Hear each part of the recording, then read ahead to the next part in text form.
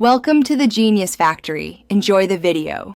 Before you start, prioritize safety and workspace control. Wear safety goggles, gloves, and hearing protection. Clear the area and secure the workpiece in a vise or clamp. Inspect the tamper head and measure diameter with calipers. Choose a drill bit between 3 mm and 5 mm for the pilot hole. Use a center punch to mark the spot.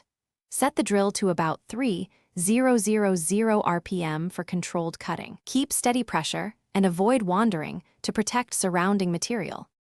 Start by drilling a 1/8 pilot hole centered on the tamper head.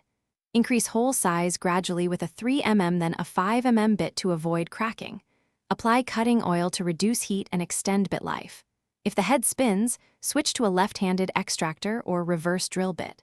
Rotate counterclockwise at low torque to bite and back the bolt out. If the extractor grips, slowly pull the bolt free. Clean the hole and remove debris before replacing fasteners. If drilling fails, cut a slot in the tamper head with a Dremel cutting disc.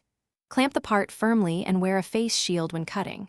Fit a flat screwdriver into the slot and turn slowly to remove the head. Alternatively, use locking pliers or a bolt splitter if you can grip the head. After removal, clean threads with a tap and matching die. Replace the fastener with a stainless bolt of matching diameter and thread pitch for lasting repair. Thanks for watching. If you found this helpful, don't forget to like and subscribe.